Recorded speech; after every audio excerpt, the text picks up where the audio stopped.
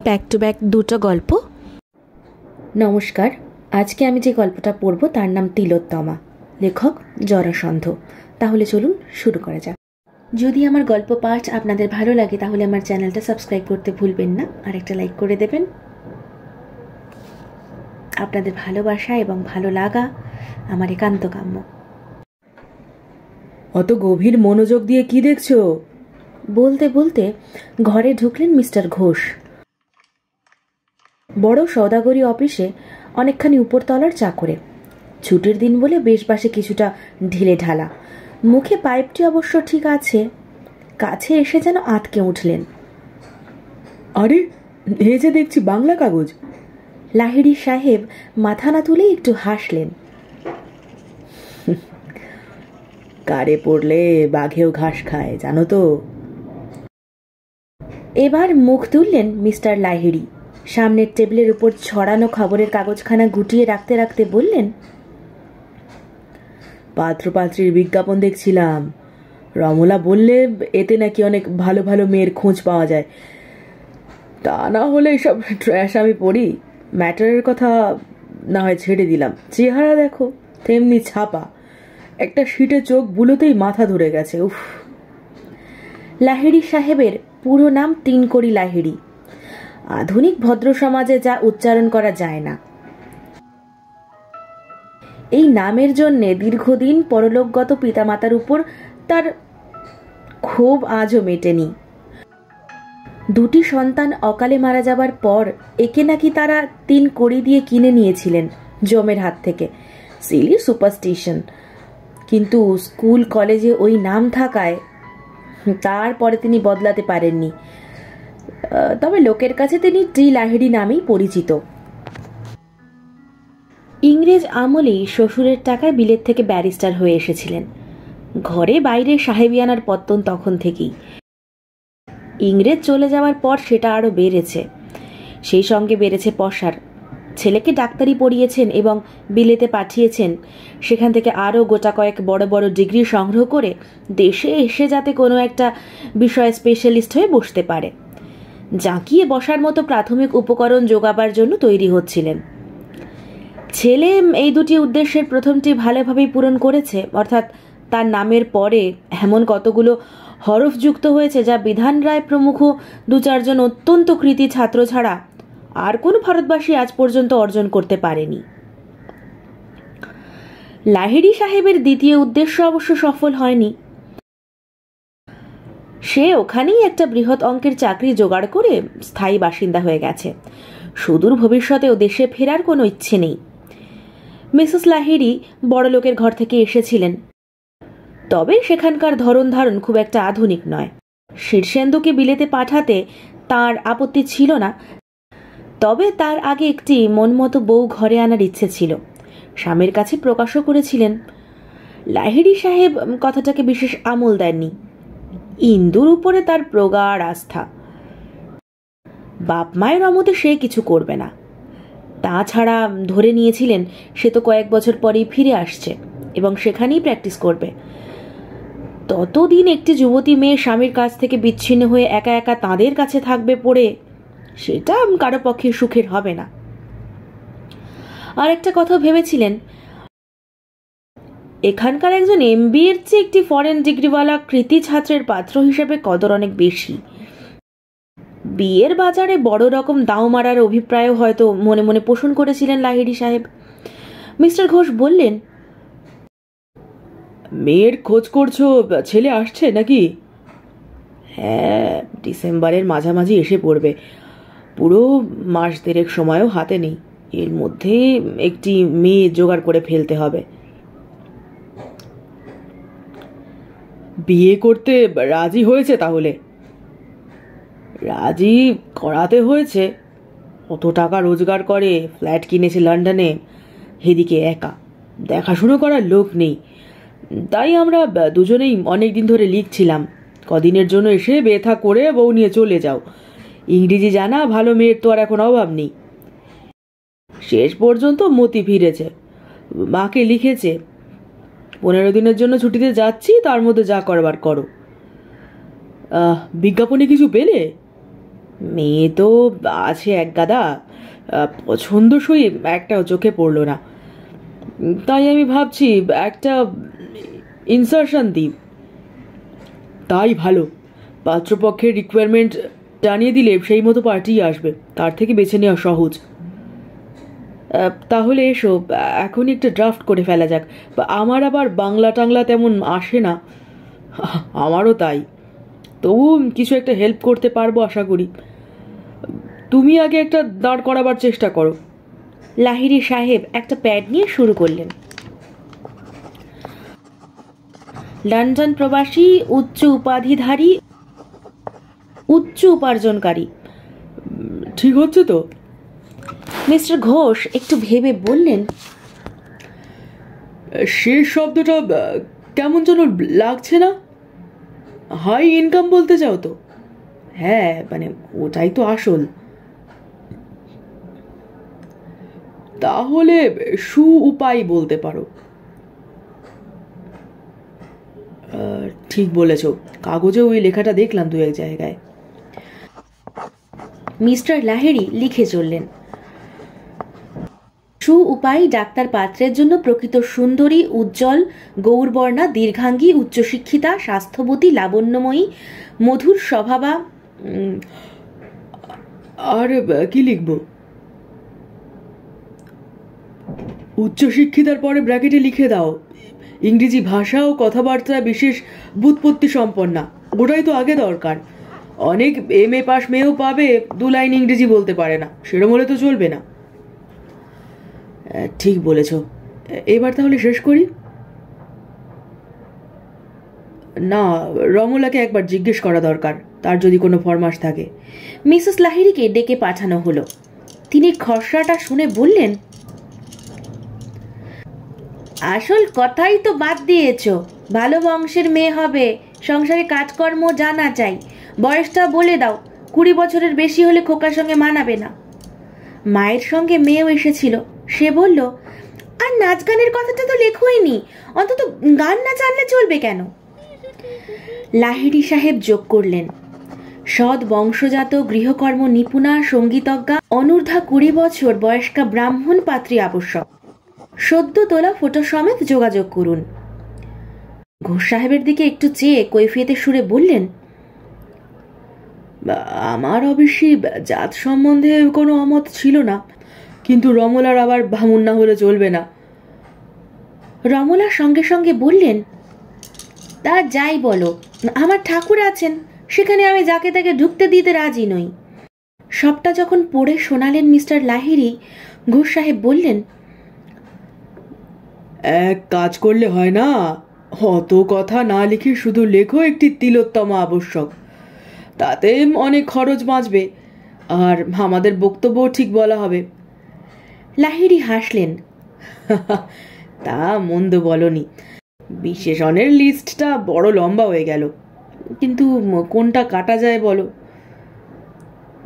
Mrs বললেন, কোনোটা কাটতে হবে না, ওই বেশ আছে।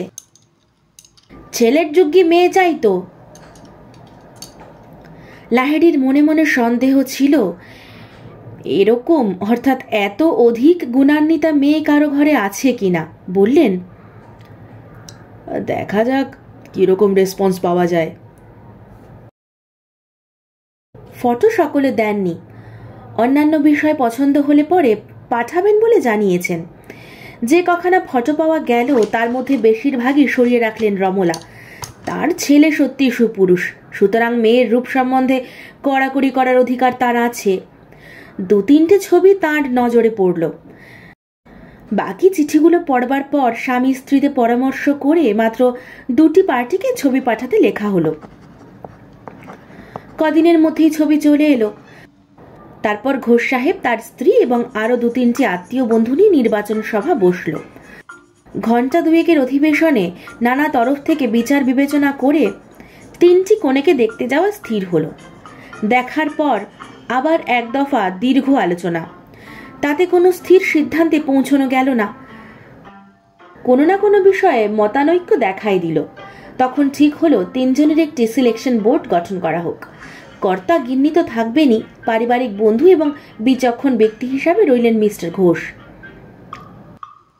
চেহারা, শিক্ষা, কণ্ঠস্বর, রুচি, হাবভাব ইত্যাদি বিষয়ের একটি দীর্ঘ তালিকা তৈরি হলো এবং প্রত্যেকটির জন্য আলাদা আলাদা নাম্বার বসালেন 3 বিচারক। এমনি করে যারা প্রথম, দ্বিতীয় এবং তৃতীয় স্থান অধিকার করল তাদের মধ্যেও অমিল রয়ে গেল। বোর্ডের একজন মেম্বার যে স্থানে মেয়েকে ফার্স্ট ঘোষণা করলেন, অন্য একজনের মার্কশিটে তার স্থান হলো সেকেন্ড।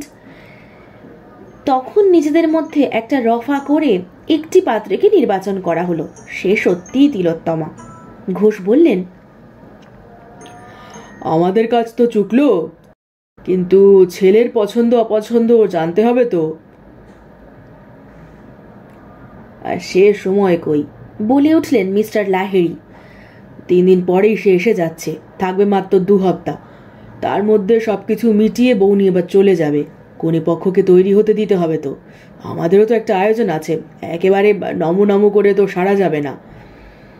কাজেই আমাদের সিলেকশনই ফাইনাল। তুমি কি বলো রমলা?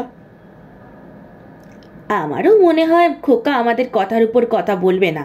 সে তো সেদিনই লিখেছে, তোমরা যা কিছু করবার করে রেখো, আমি দিন 15-র বেশি থাকতে পারবো না। তাছাড়া ইন্দু আমাদের সেরকম ছেলে নয়, বেশ গর্বের সঙ্গে বললেন লাহিড়ী। সব ব্যাপারেই বাবা মার উপর নির্ভর। পাত্রীপক্ষকে পাকা কথা দেওয়া হলো। পাত্রের শিক্ষা দীক্ষা, চাকরি ইত্যাদি বিষয়ে আগে থেকেই জানিয়ে দেওয়া হয়েছিল, ফটো পাঠানো হয়েছিল। তাঁরা তো হাতে স্বর্গ পেলেন।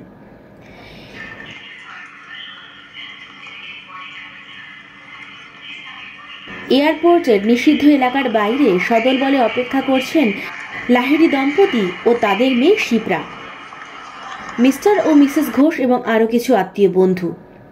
ভাবি বৈবাহিককেও নিয়ে এসেছেন লাহিড়ী সাহেব। কনেকেও আনবার ইচ্ছা ছিল, সে সলজ্জ সংকোচে এড়িয়ে গেছে। ঠিক সময়ে বিশাল জেট এসে দাঁড়ালো। যাত্রীরা নামতে শুরু করেছে। ওই তো শীর্ষেন্দু। একটু কাছে আসতেই শিপ্রা বলল, দাদা কি সুন্দর হয়েছে দেখো মা। মা অভিভূত হয়ে পড়েছিলেন। একটা কি বলতে গেলেন, শট ফুটল না। কাছে এসে প্রণাম করতেই ছেলেকে জড়িয়ে ধরলেন। 2 চোখ জলে ভরে গেল। শীর্ষেন্দু বাবাকে প্রণাম করে বলল, তোমাকে একটু রোগা দেখাচ্ছে বাবা? ও নো, আমি ঠিক আছি বলে ছেলের পিঠে হাত রাখলেন। মিস্টার ও মিসেস ঘোষ এবং অন্যান্য পরিচিত সকলকেও যথাযোগ্য সম্ভাষণ করল শীর্ষেন্দু। শিপ্রার পিঠে সস্নেহে হাত রেখে বলল, তুই এত বড় হয়ে গেছিস? আমি ভাবছিলাম কোনো এক unknown lady friend of the family, নমস্কার করতে যাচ্ছিলাম। ভাবি বৈবাহিকের সঙ্গে ছেলের পরিচয় করিয়ে দিতে যাচ্ছিলেন লাহিড়ী। সেই মুহূর্তে শীর্ষেন্দু পিছন ফিরে একটি মেয়ের বাহু ধরে এনে সামনে দাঁড় করালো ওদের।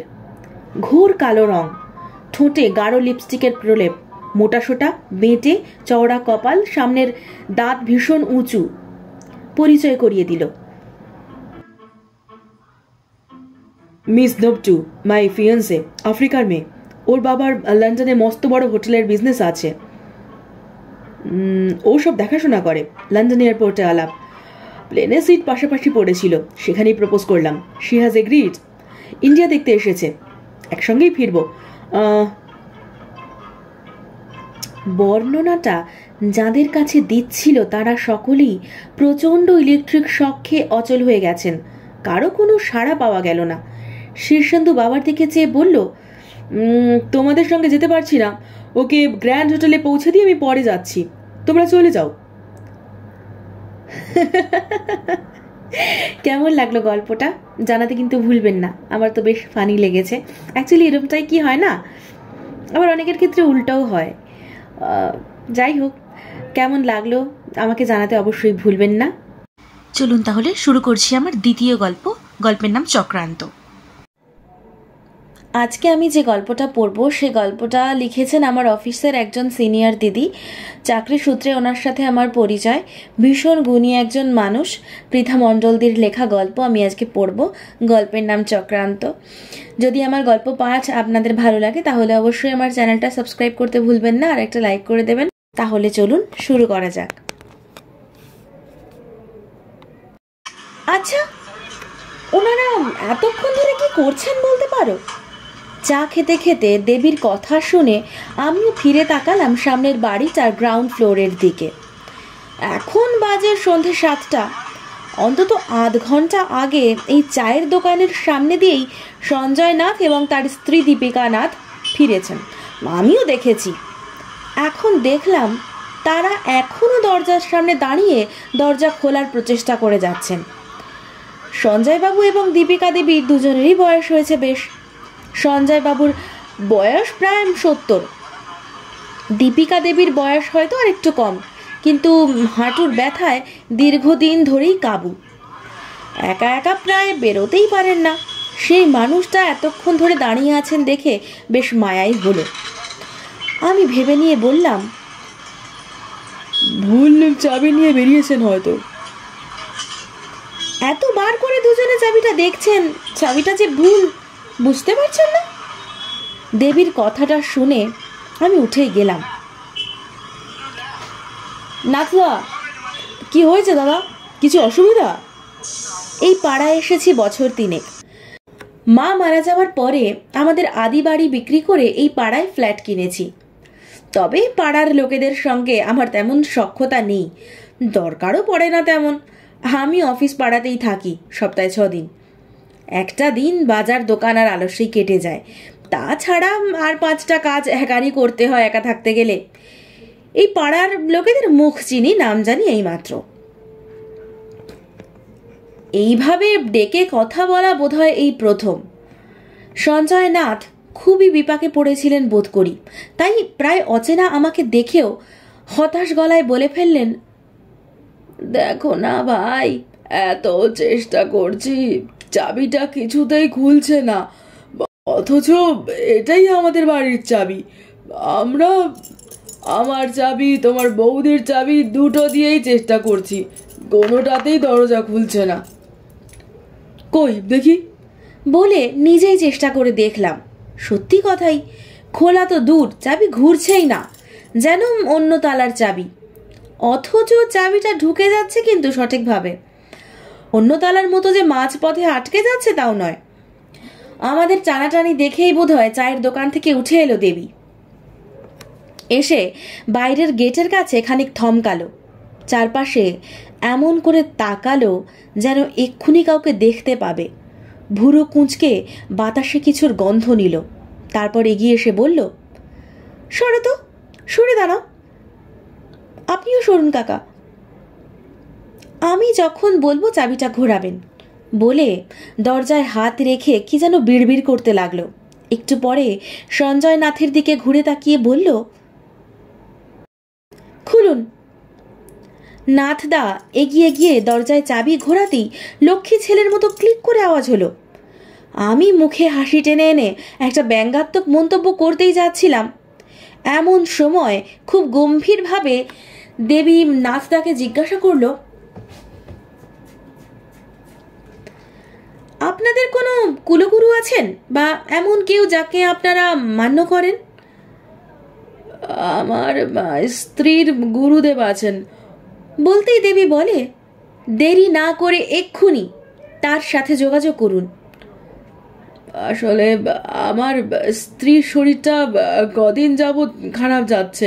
এই আজকেও ডাক্তার দেখাতে গেছিলাম, ওর শরীরটা একটু সারলে আমরা নিজেই ওনার কাছে যাব, বলেন নাথদা। তিনিও আমার মতোই বেশ অবাক হয়েছেন। দেবী একবার বৌদির দিকে তাকিয়ে নিয়ে বলে, না দেরি করবেন না, পারলে কালই যোগাযোগ করুন। কথাটা বলি বেরিয়ে এলাম আমরা। কেন, কি বৃত্তান্ত? আচমকা তালার সমস্যা নিয়ে কুলগুরুকে বিব্রত করতে হবে কেন? এসব আমি 1-2বার জিজ্ঞাসা করলেও দেবী এড়িয়ে গেল দেখে আমি আর কিছু জিজ্ঞাসা করিনি। পরদিনই আমার পাহাড়ের টিকিট কাটা, সেই কথাতেই সময় কেটে যায়। এই ঘটনা দেখে অনেকের অনেক কথাই মনে হওয়া উচিত ছিল হয়তো, কিন্তু সে সময় আমার কিছুই মনে হয়নি। আপনাদের বলার কথাও মনে হতো না হয়তো, যদি না পরের ঘটনাগুলো ঘটতো। সেখানে যাওয়ার আগে আমার বলা দরকার যে দেবীর সঙ্গে আমার আলাপ হলো কি করে। মাস কয়েক আগে হিপনোসিসের উপর একটা সেমিনার হয়েছিল কলকাতাতেই। সেখানে আমি এবং দেবী দুজনেই গেছিলাম। আমি এ বিষয়ে আগ্রহী মাত্র, দেবী হিপনটিক সোসাইটির মেম্বার। সেমিনারে প্রথম দিন দুপুরে খাওয়ার সময় একটা গোলযোগ হয়, সেই সূত্রেই আমাদের প্রথম আলাপ। তারপরের দুদিন আমরা সারাদিন পাশাপাশি বসে ক্লাস করি এবং আমি খুবই স্বাচ্ছন্দ্য বোধ করি ও সাহচর্যে। আমি মহিলাদের সঙ্গে কথা বলতে বা মিশতে পারি না, কিন্তু সেরকম কোনো বাধাই বোধ করিনি। নিজের ব্যক্তিগত কথাও বলে ফেলেছিলাম। শেষ দিন ফেরার সময় একই বাসে ওঠার পর কথায় কথায় দেবী জানতে চায়, তা আপনি বিয়ে করেননি কেন মশাই? বিয়ে নিয়ে আমার একটা সমস্যা আছে। যৌবনের প্রারম্ভে আমি বিয়ে নিয়ে বিশেষ আগ্রহী ছিলাম না। আমার বাবা মাও আমার বিয়ে নিয়ে একেবারেই চিন্তিত ছিলেন না। আমার মায়ের বিশেষ করে ধারণা ছিল যে ছেলের বউ এলে ছেলে পর হয়ে যাবে, বয়স্ক মাকে বাবাকে দেখবে না। তাই বিয়ে করতে আমি রাজি নই। আর এই কথাটাই তারা ধরে রেখেছিলেন এবং সকলকে বলেও রেখেছিলেন। এক সময় আমার তখন বয়স 36। আমার এক বন্ধুর বোনকে আমার ভালো লাগে, বিয়ে করার ইচ্ছেও জাগে, কিন্তু বাবা মাকে কোন মুখে সে কথা বলা যায় আমি খুঁজে পাইনি। তাই অপর্ণার অন্যত্র বিয়ে হয়ে যায়। আমি তারপর আর বিয়ে নিয়ে মাথা ঘামাইনি। এখন প্রশ্ন করায় ওই মায়ের মুখের কথাটাই আবার মুখস্থ বললাম। আসলে আমি যাযাবর গোছের মানুষ, বাঁধা পড়তে আমি ঠিক পছন্দ করি না। দেবী আমার মুখের দিকে কিছুক্ষণ চেয়ে বলল, আপনি তো চাম্পি মানুষ মশাই, সে বাড়িতে বলতে পারলেন না বলে বিয়ে না করে রয়ে গেলেন। আমি এতটাই চমৎকৃত হয়েছিলাম যে প্রতিবাদ না করে উল্টে বলেছিলাম, আপনি কি করে জানলেন? হেসে বলেছিল, এই জানা আর এমন কি ব্যাপার, আপনার মুখেই লেখা আছে। গত কয়েক মাসে ও আমার বাড়িতে এসেছে। আমি ওকে দেখিয়েছি যে আমি অপর্ণার শ্বশুরবাড়ির পাড়াতেই আমার নতুন ফ্ল্যাট কিনেছি, এবং হতে পারতো বৌদিকে নিয়ে এমন সব বিচ্ছিরি কথা বলেছে যে এই বয়সেও আমার কান গরম হয়ে গেছে। বলা বাহুল্য, আপনি থেকে তুমি এবং তুইয়ে নামতে কয়েকদিন লেগেছিল আমার। কয়েক মাসেই আমার সবটাই জেনে গেছে, যে কথা আমি আমার গত 50-55 বছরের বন্ধুদেরও বলতে পারিনি সেসব কথাও। কিন্তু আমি জানতে পারিনি প্রায় কিছুই। পাহাড় থেকে ফিরে এসে সেটাই টের পেলাম। পাহাড় থেকে ফিরে গেছি সেই অপর্ণাদের ফ্ল্যাটের উল্টো দিকের চায়ের দোকানে। অপর্ণার সঙ্গে আচমকা দেখা হয়ে যাওয়ার একটা সুপ্ত ইচ্ছেও ছিল। এমন সময় সঞ্জয় নাথ প্রায় হামলে এসে পড়লেন। ভাই, আমাদের রক্ষা করো, কদিন ধরে খালি খুঁজেছি তোমাকে। এখানে কেউ তোমার নাম্বার জানে না। তোমার সেই বান্ধবী কোথায় থাকে? যেভাবে হোক আরেকটিবার আসতে বলো। আমার বড় বিপদ ভাই অভিনব, বড় বিপদ। আমি হকচকিয়ে গেলাম। এ পাড়ায় আমার নাম্বার কারুর কাছেই নেই, কিন্তু সঞ্জয় দার সেই অবস্থা নেই শোনার। তাই দেবীকে ফোন করেই বললাম, কি করছিস ভাই? নাথদা তোকে পাগলের মতো খুঁজছেন কেন? সে কি কথা, উনি কিছু বলেছেন? সামান্য উদ্বেগ দেখা দিল দেবীর গলায়। বলেছেন তুই না এলে উনি আর বাঁচবেন না। এই বয়সে উনি তোর প্রেমে পড়েছেন বলে তো মনে হয় না। আমি হালকা চালে বললাম। দেবী বলল, ওনার সমস্যাটা হেলাফেলা করার মতো নয়। তা বাদে সমস্যা এমন একজন ঘটিয়েছে যার বিরুদ্ধে স্টেপ নেওয়া ওনাদের পক্ষে খুব মুশকিল, খুব খুব মুশকিল। বোধ করি গুরুও সেই কথাই বলেছেন বলে তার সাথে আর যোগাযোগ করা যাচ্ছে না। বলো, আমি শনিবার বিকেলের দিকে যাব। কিন্তু দেবীর ফোনটা এলো পরের দিন গভীর রাতে। হ্যালো, বলছি নাথবাবুদের কি ছেলে আছে একটি? আমি বেশ বিরক্তই হলাম। নাথের কথা জিজ্ঞেস করার একটা সময় হলো এটা? তারপর মাথা ধরে বেশ কিছুক্ষণ ভেবে বললাম, ওনার একটি মেয়ে আছে, বিবাহিতা, মাঝে মাঝে আসে এখানে। ছেলেকে তো কোনোদিন দেখিনি। মেয়ে? না, মেয়ে নয়, ছেলেই। তুমি না দেখলেও বাকিরা নিশ্চয়ই দেখেছেন। খোঁজ নাও তো একটু। বলেই ফোন কেটে দিল। ভদ্রতা বলে যে একটা শব্দ আছে, মেয়েটা মাঝে মাঝেই কোনো এক দুনিয়ায় বুঁদ হয়ে গিয়ে সব ভুলে যায়। ওর প্রতি একটা অদ্ভুত স্নেহ আছে আমার। না হলে এই মাঝরাতে অন্য কেউ ফোন করলে তার গুষ্টি উদ্ধার করে দিতাম আমি। এমনকি ভীষণ প্রয়োজন সত্ত্বেও আমার সিনিয়ররা অবধি আমাকে ফোন করতে ভয় পান। খোঁজ নিলাম। আমি লেখক ভালো না, তাই যা জানতে পারলাম রহস্য না করে এখনই বলে দিচ্ছি। সঞ্জয়ের ছেলের নাম অরিঞ্জয়, দিদির থেকে বছর 5 ছোট। দিদি শর্মিষ্ঠা পড়তো পুনেতে। তৃতীয় বর্ষ শেষ করে সে যখন বাড়ি ফেরে তখন আচমকা একদিন অরিঞ্জয় দিদির উপর প্রাণঘাতী হামলা করে। শর্মিষ্ঠার প্রাণ নিয়ে জমে মানুষে টানাটানি হয়। থানা পুলিশও ঠেকানো যায়নি। পুলিশের সামনে বছর 15 অরিঞ্জয় স্পষ্ট ভাষায় বলে যে সে জানতে পেরেছে বাবার সম্পত্তিতে দিদির বখরা আছে, একেবারে আধা আধি বখরা। তাছাড়াও দিদির বিয়েতেও বাবার অনেক খরচা হবে। দিদি আরও পড়তে চায়, সেইখানেও বাবার খরচা হবে। সে বাবাকে বলেছিল দিদিকে আর না পড়িয়ে চাকরির ব্যবস্থা দেখতে বলতে, কিন্তু বাবা মা কেউই সে কথা শোনেননি। বাধ্য হয়েই নিজের ভবিষ্যতের দায়িত্ব তাকে নিজের কাঁধে তুলে নিতে হয়েছে এবং তার প্রথম ধাপ দিদিকে শেষ করে দেওয়া।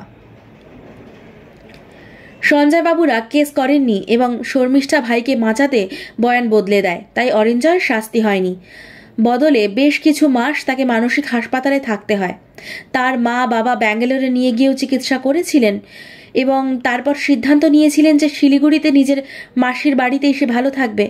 অন্তত এই বাড়ি থেকে দূরে থাকলে হয়তো উৎপাত কিছুটা কমবে। এই অবধি পাড়ার লোকজন জানে। মাসির বাড়িতে থেকে সে কিছু উৎপাত করেছে কি না তা কেউ জানে না। শনিবার বিকেলে নিজের গাড়িতেই এলো দেবী। আমি অপেক্ষা করছিলাম রাস্তার মোড়ে। দুজনে মিলে গেলাম অপর্ণাদের ফ্ল্যাটের নিচের তলায় সঞ্জয় নাথের বাড়িতে। দেখলাম দীপিকা বৌদি একেবারে শয্যা নিয়েছেন। এই কয়েকদিনেই ওনার চোখ মুখ বসে গেছে, চোখের তলায় কালি পড়ে গেছে। মনে হচ্ছে কেউ যেন ওনার শরীর থেকে সমস্ত রক্ত শুষে নিচ্ছে। দেখে আমারই একটা কিরম অদ্ভুত টাইপের বিক্রিয়া হলো ভিতরে। এই মানুষটা বেশি দিন বাঁচবেন না। কথাটা কে যেন ড্রিল করে মাথায় ঢুকিয়ে দিল। স্ত্রীর দিকে একবার তাকিয়ে নিয়ে বলতে শুরু করলেন সঞ্জয়দা, আমরা পরের দিনই ওর গুরুদেবের সঙ্গে যোগাযোগ করেছিলাম। তখনই আমি জানতে পারলাম যে আমার স্ত্রী ঘুমোলেই বিকট দর্শন সব জীবকে আমাদের ঘরের মধ্যে দেখতে পাচ্ছে এবং ওর ঘুমের মধ্যে তারা যেন নানাভাবে ওর প্রাণহানি করার চেষ্টা করছে। এই জন্য রাতেও ঘুমের ওষুধ খাওয়া শুরু করেছিল, কিন্তু তা সত্ত্বেও এই ঘটনা চলতেই থাকে একটানা, একের পর এক। এরপর থেকেই দুর্বলতা, মাথা ধরা, প্রেশার কমে যাওয়া ইত্যাদি। এসব কথা আমাকেও কিছুই জানায়নি। ডাক্তারের ওষুধেও কাজ হচ্ছে না কিছুই। দিন দিন আরও দুর্বল হয়ে পড়েছেন। গুরুজি নিজেও অসুস্থ হয়ে বেনারসে রয়েছেন। তবুও তিনি এখানে তার এক ছাত্রকে বললেন ওকে ঝেড়ে দিতে। ছাত্র ঝেড়ে দিয়ে যেতে 2 দিন সেই সব স্বপ্ন আর আসেনি, কিন্তু তারপরেই শুধু যে স্বপ্ন ফিরে আসে তা নয়, ও জেগে জেগেও চারিদিকে নানা রকম ছায়া দেখতে পায়। প্রথম ওর মানসিক সমস্যা হচ্ছে ভাবলেও আমি নিজেও এবার দেখতে শুরু করি সেই সব ছায়াদের। এবং শুধু দেখা নয়, আমরা শুনতে পাই একটা বাচ্চা যেন কাঁদছে, কেউ যেন রান্নাঘরে ঘুরে বেড়াচ্ছে, কেউ যেন ওই মাঝের ঘরের দোলনায় বসে আছে। ঘাড় ঘোরালেই দেখতে পারবো মনে হয়, কিন্তু আসলে কিছুই দেখতে পাওয়া যায় না। অথচ বুঝতে পারি কারা যেন ফিসফাস করছে। দুদিন আগে বাথরুমে যাওয়ার সময় এক বিশাল দেহী ছায়া ওর পথ রোধ করে দাঁড়ায় বলে মনে হয়। দীপিকা ওইখানেই অজ্ঞান হয়ে যায়, মাথা ফেটে গেছে, এখন তো আর উঠতেই পারছে না। মেয়ে আমাদের মনের ডাক্তারের কাছে নিয়ে গেছিল, তিনি ওষুধ দিয়েছেন, কিন্তু তাতে কিছুই হচ্ছে না। দেখুন, দেবী একটা শ্বাস নিয়ে নিজেকে শান্ত করে নেয়। আমি জানি আপনাদের একটি পুত্র সন্তান আছে এবং সে সম্ভবত শিলিগুড়ির ওদিকে কোথাও থাকে। এখন কথা হচ্ছে যে সে কবে আপনাদের বাড়িতে এসেছিল। সঞ্জয় এবং দীপিকা নাথ দুজন দুজনের দিকে চমকে তাকিয়ে বললেন, না না, ও তো এর মধ্যে বাড়িতে আসেনি। দেবী মুখ চেপে হাসল। বড় করুণ সে হাসিটা। আপনাদের গুরুদেব সম্ভবত আপনাদের বলেছেন যে আপনাদের গুণধর ছেলেই এই কাণ্ডটি ঘটিয়েছেন। কিছু নিম্নমানের তন্ত্রশক্তির দ্বারা চালনা করা প্রেত আপনাদের ঘরে ঢুকিয়েছেন, সম্ভবত আপনাদের হত্যা করার জন্যই। এবং এই তন্ত্র দূরে বসে করা গেলেও কিছু জিনিস তাকে এই বাড়ির চৌহদ্দির মধ্যে রাখতেই হয়েছে। যারা এসেছেন ওপার থেকে তাদের চিনিয়ে দিতে হয়েছে এই বাড়ি আপনাদের, যে কারণে সামান্য অসুস্থতা এবং সমস্যা থাকলেও অন্য কোনো ফ্ল্যাটে এই প্রকোপ পড়েনি। এবং আপনাদের গুরুদেব সম্ভবত এও বলেছেন যে এই রোগ নিরাময়ের রাস্তা কেবল একটি, এই সমস্ত শক্তিকে ফিরিয়ে দিতে হবে। কিন্তু প্রাণের বলিদানের কথা বলে এদের ডেকে আনা হয়েছে। ফিরে যাওয়ার সময় প্রাণ না নিয়ে এরা যাবে না, এবং তেমন হলে আপনার ছেলের প্রাণটি যাবে। আমার ধারণা সেই কারণেই আপনারা গুরুর কাছে এই তন্ত্রের উপায় না খুঁজে আমার সঙ্গে যোগাযোগ করতে চেয়েছিলেন। আমি যদি অন্য কোনো উপায় বলে দিতে পারি, কিন্তু দুঃখের কথা তা সম্ভব নয়।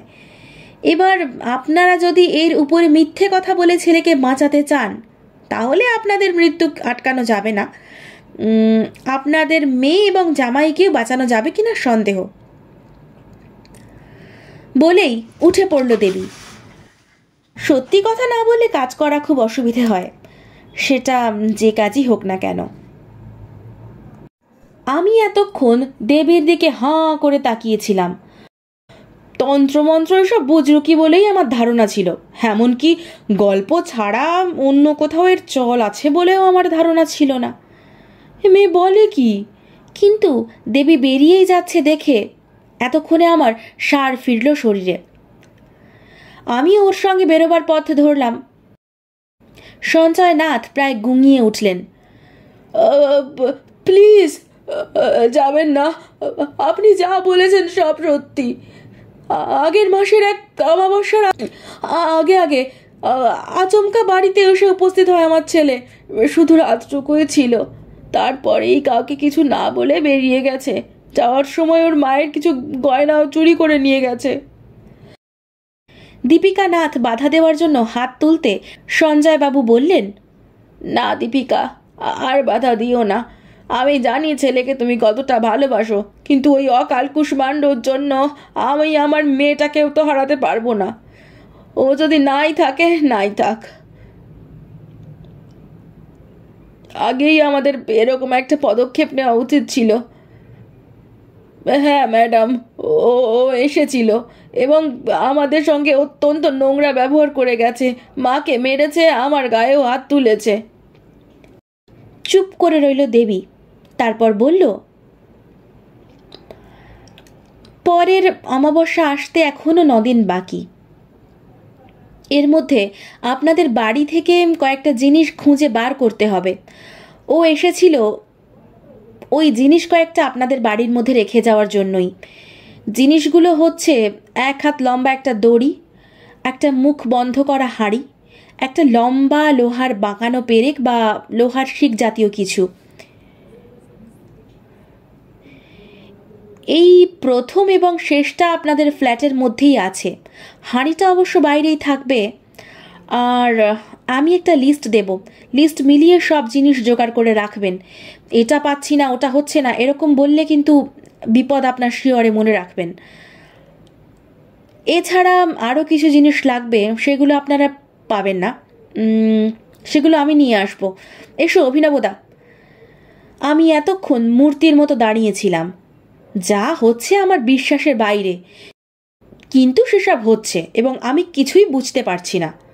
নিচের গার্ড অম্লানকে জিজ্ঞাসা করে থুড়ি রীতিমতো জেরা করে দেবী বার করে ফেলল যে ওই বাড়ির ছেলে তার কাছ থেকে একটা মাটি কোপানোর কোদাল খুঁজতে এসেছিল। কেন কোদাল লাগবে তাকে জিজ্ঞাসা করাতে সে বলেছিল গাছ লাগাবে। তা কোদাল না পেয়ে একটা খুরপি দিয়েছিল অম্লান তাকে। সেখানে মাত্র একটা নয়নতারার চারা লাগিয়েই দাদাবাবু রণে ভঙ্গ দেন। গাছটায় কেউ কোনোদিনও জল দেয়নি বোধহয়, তাই মরে গেছে। সেই মরা নয়নতারার সামনে দাঁড়িয়ে দেবী সেই খুরপিটাই আনতে বলল আমাকে। ফিরে গিয়ে দেখি সামনে দুটো লেবু কাটা। সেই লেবুর দিকে তাকিয়ে মাটি খুঁড়তে লাগলো দেবী। আচমকা আমার চোখের সামনে লেবুর রং লাল টকটকে হয়ে উঠল। দেবী বলল, সরে দাঁড়াও। নিজেও বেশ কয়েক পা পিছিয়ে গেল। তারপর একটা কি যেন দড়াম করে অনেকটা উপরে উঠে ফেটে পড়ল। ফাটার পরে দেখলাম সেটা ভাঙা একটা হাঁড়ি বা কলসির টুকরো, মাটির হাঁড়ি। দেবী বলল, 1 down, 2 to go। 2 to go তো বটে, কিন্তু সঞ্জয় বাবু বা দীপিকা দেবী যদি জিনিস দুটো আর খুঁজে না পান। একটা এত বছরের সংসার, কি নেই তাতে। সংসারে যে এক একটা করে কত জিনিস জড়ো হয়ে যায় সে কথা কেউ বুঝতেও পারে না। তাছাড়া দেবী বলেছে জিনিসগুলো খোলা জায়গায় না রেখে কোনো অন্য জিনিসের সঙ্গে মিলিয়ে মিশিয়ে রাখতেও পারে অরিঞ্জয়। তাই এক বাক্স পেরেক আরও 4-5টা জিনিস বের করে রেখেছেন সঞ্জয়বাবু। দীপিকা দেবী বের করেছেন হাঁড়ি দিয়ে তৈরি ঘর সাজানোর সমস্ত জিনিস। সেই দেখে তো দেবীর মাথায় হাত। এত জিনিস তো নষ্ট হতে দেওয়া যায় না। এ কথাটা আমি ওকে বললাম। ও হেসে বলল, এর মধ্যে কোনোটার সঙ্গে যদি সত্যি সেগুলো মিশে থাকে তাহলে সেটিকে বাঁচানো যাবে না। বাকি জিনিসগুলো আমি রক্ষা করার চেষ্টা করব। অমাবস্যার দিন একটা কালো শাড়ি পরে দেবী এলো। সত্যি দেবী প্রতিমার মতো লাগছিল। আমি যতই মুখে মডার্ন হই না কেন, শাড়ি পরলে মেয়েদের অন্যরকম লাগে। এসে দেবী প্রথমেই সেই বাড়ির সামনে একখানা গণ্ডি কেটে দিল। এই গণ্ডি আমাদের কারুর পেরোনো চলবে না, সে যেই হোক না কেন। লিস্ট মিলিয়ে সব জিনিসই আনা হয়েছে। হোমকুণ্ডে আগুন দেওয়া হলো এবং তারপরে চলতে লাগলো এক এক করে সেই সমস্ত জিনিসের আগুনে আহুতি দেওয়া। সন্ধে পেরিয়ে রাত পেরিয়ে গভীর রাত হয়ে গেল। এমন সময় কুণ্ড থেকে কি একটা তুলে নিয়ে সঞ্জয় বাবুদের বাড়ি থেকে বের করে আনার সব জিনিসগুলোর উপর রাখতে শুরু করলো দেবী। ধোঁয়ায় আমার চোখ ঝাপসা হয়ে আসছে, কিন্তু বুঝলাম ওগুলোর মধ্যে কাঠের মতো শক্ত কিছু আছে ছাইয়ের সঙ্গে। 3টে জিনিসে দপদপ করে আগুন জ্বলে উঠল, বাকি কোনো জিনিসের পরিবর্তন হলো না। আমার বুদ্ধিশুদ্ধি এই পরিস্থিতিতে গুলিয়ে গেছে। সেদিন হাঁড়ি ফাটার ঘটনার কোনো ব্যাখ্যা পাইনি। অন্য কারুর বয়ানে শুনলে বলতাম চোখের ভুল, কিন্তু দারোয়ান আর আমি দুজনে পাশাপাশি দাঁড়িয়ে সে দৃশ্য দেখেছি। এখন বলি কি করে মিথ্যে কথা? আজকেও সেই শুট করে আগুন ধরে যাওয়ার আমার কাছে কোনো উত্তর নেই। সব হয়ে যাওয়ার পরে দেবী সঞ্জয়বাবুর দিকে ঘুরে বললেন, এবার আপনাদের মধ্যে থেকে একজনকে আমার সঙ্গে ঘরের ভিতরে যেতে হবে। ততক্ষণে ঘরের ভেতর থেকে কিসব ভেঙে পড়ার আওয়াজ আমাদের সকলের কানে ভেসে আসছে। সকলের বলছি এই কারণে যে উপরের তলা থেকে অনেকেই নেমে এসেছেন, অনেকেই উৎসুক মুখে চেয়ে আছেন আমাদের দিকে, দেবীর দিকে। কিন্তু ঘরের মধ্যে যাওয়ার নাম শুনেই ভিড় পাতলা হতে শুরু করলো। বড় জায়গায় বড় হিংস্র কুকুর বা বেড়াল জাতীয় পশু আটকে পড়লে যেমন আওয়াজ হয়, তেমনি একটা আওয়াজ ভেসে আসছে ভিতর থেকে। সঞ্জয়বাবুর হাতটা শক্ত করে চেপে আছে দীপিকা নাথ। বাড়ি তাঁদের হোক আর যাই হোক, কিছুতেই ভেতরে তিনি যেতে দেবেন না সঞ্জয়বাবুকে। তাই বাধ্য হয়ে আমি নিজেই এগিয়ে গেলাম। অবশ্য আর একটা কারণ ছিল, আমার ডাকেই দেবী এখানে এসেছে, তাকে রক্ষা করার দায়িত্ব আমার উপরেও বর্তায় বই কি। যদিও দেবী আমার থেকে বেশি সক্ষম, কিন্তু তাতে দায়িত্ব লাঘব হয় না। আমি এগিয়ে যেতে দেবী হাসল। ভেতরে কি একটা জানোয়ার যেন দরজায় উপুড় হয়ে আছড়াচ্ছে প্রায়। দেবী মন্ত্র পড়তে পড়তে আমার হাতে একটা কালো সুতো বেঁধে দিল। তারপর বলল, আমার ঠিক পেছনে থাকবে। আমি এক মুঠো করে সাদা সর্ষে ছড়াবো, আর কিছুক্ষণ পরে তুমি ওই পাত্র থেকে একটু করে জল নিয়ে ছিটোবে। আমি বলে দেব, ভুল যেন না হয়। যাই হোক না কেন, কেউ তোমার কোনো ক্ষতি করতে পারবে না, সুতরাং ভয় পাবে না। প্রথম দিকে আমার মনে হয়েছিল যে এত বড় ভূমিকার কোনো প্রয়োজনীয়তা নেই, কিন্তু ঘরে ঢোকার পরেই কারণটা বুঝতে পারলাম। ঘরের ভিতরের তাপমাত্রা অন্তত 10 ডিগ্রি কম। ঢুকেই মনে হলো যেন বরফের মধ্যে ঢুকলাম। কেউ যেন এসি চালিয়ে ভুলে গেছে বন্ধ করতে। আমি চারপাশ তাকিয়ে দেখছি, সবই আগের মতন আছে। ইতিমধ্যে এক মুঠো সাদা সর্ষে নিয়ে ঘরের এক কোণে ছুঁড়ে মেরেছে দেবী। সঙ্গে সঙ্গে একটা পিতলের ফুলদানি উড়ে এলো আমাদের দিকে। দুজনেই দুদিকে সরে গেলাম। তারপর যা হলো সেটাকে সুস্থ ভাষায় আমি কি বলবো আমি জানি না। যেন কেউ প্রবল আক্রোশে ঘরটা উল্টে পাল্টে ফেলেছে। এরকম কিছুক্ষণ হওয়ার পরে দেবী আমাকে জল ছিটিয়ে দিতে বলল। ঘরটা শান্ত হয়ে এলো। কিন্তু পরের ঘরে আবার এই একই পরিস্থিতি। দুজনে যে কত আসবাবপত্র থালা বাসনের আঘাত থেকে নিজেদের রক্ষা করলাম সে আর কহতব্য নয়। ঘরের মধ্যে দ্বিতীয় পানিপথের যুদ্ধ চলছে যেন। যুদ্ধ শেষে একটা ঠান্ডা হাওয়া হাহাকার করতে করতে ঘরের মূল দরজা দিয়ে বেরিয়ে গেল। আমি বুঝতে পারলাম ঘরের তাপমাত্রা স্বাভাবিক হয়ে উঠেছে। বেরিয়ে এসে দেখি সঞ্জয়বাবু এবং দীপিকা দেবী দুজনে দুপাশে অজ্ঞান হয়ে পড়ে আছে। বুঝলাম দুজনের মাঝখান দিয়েই সেই হাওয়াটি গিয়েছিল। সেই অভিঘাত তারা কেউ সহ্য করতে পারেননি। দুজনকেই আমাদের হাসপাতালে দিতে হয়েছিল। তবে নিদারুণ সংবাদটা এসেছিল তারও পরের দিন। অরিঞ্জয়কে কে বা কারা ঘরে এসে বীভৎসভাবে হত্যা করে গেছে। ওই বীভৎসভাবে ধ্বংসপ্রাপ্ত ঘর কিভাবে তারা ওই মানসিক অবস্থায় ঠিক করেছিলেন আমি আদেও জানি না। অপর্ণার মুখে শুনেছি ওনারা প্রফেশনাল কাউকে ডেকে এনেছিলেন সবকিছু করে দেওয়ার জন্য। সেটাই স্বাভাবিক, কারণ যা অবস্থা আমরা সেদিন নিজের চোখে দেখেছিলাম, দুজন বয়স্ক সদ্য হাসপাতাল ফেরত মানুষের পক্ষে তা ঠিক করা সম্ভব নয়। সঞ্জয় বাবুর মেয়ে আলাদা করে দেবীর সঙ্গে দেখা করতে এসেছিল, এ কথা আমি জানতাম। দেবী বলেছিল। কিছু পয়সা কড়ির কথা হয়েছে কিনা বা হলে কত হয়েছে এ কথা দেবী আমাকে বলেনি। আমিও জিজ্ঞাসা করিনি, ব্যাড টেস্ট। তবে অপর্ণা মুখ বেঁকিয়ে আমায় জিজ্ঞাসা করেছিল, মেয়েটা কে? তোমার সঙ্গে তো খুব দহরাম মহরাম দেখি, প্রেম করছো নাকি? কেমন একটা অদ্ভুত জয়ের আনন্দে আমার ভেতরটা ভরে গেছিল। শেষ হলো চক্রান্ত গল্পটি। কেমন লাগলো অবশ্যই জানাতে ভুলবেন না। পৃথাদিকে অসংখ্য ধন্যবাদ এত সুন্দর একটা গল্প আমাকে উপহার দেওয়ার জন্য। আর আপনাদের সবাইকে অনেক অনেক অসংখ্য ধন্যবাদ, ভালোবাসা আমার পাশে থাকার জন্য। সবাই ভালো থাকবেন, ভালো রাখবেন। আজ তাহলে আসি, দেখা হচ্ছে নতুন একটা পর্ব নিয়ে, নতুন একটা গল্পে। টাটা।